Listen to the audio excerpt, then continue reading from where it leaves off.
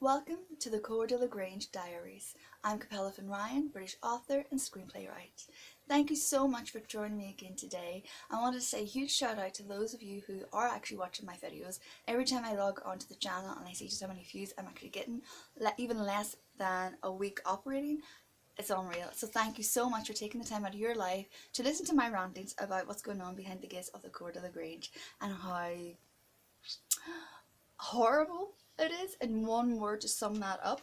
So I wanted to speak to you today about the month of January. So we've moved into the new year, came out of Christmas, which was, like I said in the last video, and numerous times it was the worst Christmas of my life. But what I didn't add yesterday, which I want to add today, is that the reason Christmas Day was the worst day of my life, my very first Christmas here in France, my very first Christmas that I couldn't wait to get to have here in France. I was counting down the days, I was so excited, playing Christmas music way too early, but I just didn't care. I was just getting into the festive mood. The reason it was the worst was because I spent my Christmas Day online looking for a new accommodation to move to as soon as everything was up and running again after the New Year's festivities were over. And that's how I spent my Christmas Day. I was crying, I was looking online for a new property. I was like, this is just the worst Christmas ever, and why did they do it? What was the premise of it? Like, there was no provocation for them to even have to do that. They just set out to destroy people's Christmas and hijack it for their attention-seeking selves. Because as far as those two are concerned, they're the king and queen of this area and this property, and they think that they have the right to dictate to everybody how you live. And I'm going to get into more of that in a more detailed format next week as well. So that because I had changed as soon as New Year came, I literally was not my normal self, in my own skin or with them. I shut myself off. I totally went into self-isolation before the first case of coronavirus was even documented here in France. I just retreated into my own little cocoon. I was writing more than normal. I was working constantly, and just not to get depressed, because I was like, if I think for 2 minutes about what they did to me on Christmas Eve, first Christmas in this country, when I love Christmas, I'm going to get so angry all over again and stew and stew and stew. And quite frankly, I wasn't going to give them that satisfaction, because at the end of the day, they showed their true colours of just how much, in my words, all I can describe them as scumbags. They really are scumbags. Nobody acts like that. Nobody conducts themselves like that unless you are low, and that is very low class. So I had enough. And when I say I had enough, I didn't talk to them. It's not that I didn't speak to them at all. If I seen them, I wait for her to speak first, because I really just the taste in my mouth when I seen her. I was like, you horrible, horrible thing, creature, you. Like, what is wrong with you? Just because you're obnoxious drunk. So I was so furious with her. I couldn't really bring myself to say hello unless she did, and then it was only because it was passing and being civil. And so she was really uncomfortable because she knew what she was guilty of, and I was happy enough to let her be uncomfortable, because she deserved that after making me uncomfortable in her home as an invited guest.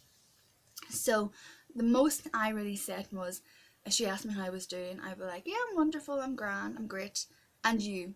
And that was it. And I'd keep on walking. I would kind of raise my voice so she could hear. Then I'm asking her how she is in a civil tone, but I just kept on walking. I didn't stop to have a conversation at all. So from January 2020, my whole persona, even uncomfortable in my own skin, never mind being uncomfortable having to see them, what they did to me. No, so I just couldn't bring myself to be like, suck it up anymore, be overly friendly and bite my tongue. I was like, no, you've been told once, you've been told twice, I told you there wasn't going to be a third time. I'm not addressing it, you know what you did, so I'm not going to even address it, because you're fully aware, and I'm not going to make it easy for you, because you did make it easy for me, and there was no need. There was no provocation for them to be that way in the first place, apart from the fact that they had a grudge because I confronted them the first time. And then, of course, getting drunk and being obnoxious is her customary self. That is what she's very good at. So in addition to that, I wasn't rude, but I was very dry and I was very to the point. But in addition to all of that, mail. We're coming back around to the mail again, and this gets to the peak in February, but it was another twice in January. She threw my mail on the ground. I'm saying purposefully, and I will very comfortably and very confidently say that and stand by it to my dying breath, because I literally was in my bedroom window looking out because I heard the dogs barking, and I wanted to make sure it wasn't my dogs. And so what happened was, because it was perfect timing, I literally seen her come twice to the mailbox, and instead of putting it into the mailbox, she throws it on the ground. And she knew the grass was soaking wet, and she knew it was teeming down, and purposely threw that mail on the ground, knowing it was going to get soaked in the rain, because she didn't know how long it would be before I seen and knew that I had mail.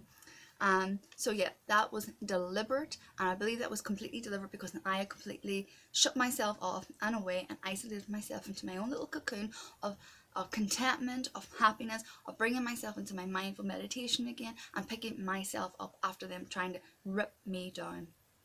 So there's no way of getting out of that one. And what I didn't cover on yesterday's video was because it wasn't really pertinent to the whole Christmas finance go. So what happened was, when my brother was sending me Christmas packages over for Christmas, obviously, I seen her on 3 occasions walking from the mailbox, which is at the gates, down to my garden. And because I'm surprised she didn't put it into the mailbox, she came to the door and gave it to me.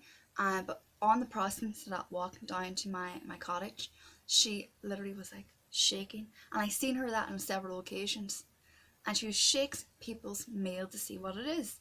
And there's been occasions when the envelope has been ripped and like peeked into, and then it's been like kind of covered over a little bit, but you can like see where it's been clearly ripped. But I literally have visually seen her myself shaking my Christmas presents from my brother to see or try to determine what it was. And she even did it one time and said to my husband, "Oh, I think it's tablets for Capella." I'm like, it's none of your goddamn business. So whenever she handed me the package in, just coming up to Christmas, I opened the bag and then set everything out because I knew what it was, because the bag was soaked. And she goes, "Oh, what did you get? What did you get? What did you get?" I'm like, "I don't know. It's Christmas presents. I have no idea." So whenever I came out the next month after Christmas, with a new scarf that my brother had got me, she goes, "Oh my god, is that cashmere? It has to be cashmere." And it was not cashmere. I was like, "Oh my god!" Like, it's like a big dirty smell, like a cesspool. But it's like, "Oh my god, how can it not be cashmere? I only wear cashmere." And we're back to the whole pompous, self-elevated self again. So that is basically you all caught up. The stuff really shoots off in February, then it triples that in March to where we are today. So tomorrow and the next day's videos are really going to be an eye-opener, and so I'm going to leave this one here for now, and I will see you again tomorrow for February. And for right now, I want to say thank you once again for watching my videos, giving me your support, and everybody on Instagram who has sent me beautiful comments of love and encouragement. I really am grateful, from my heart to yours. Thank you so much. I will see you soon.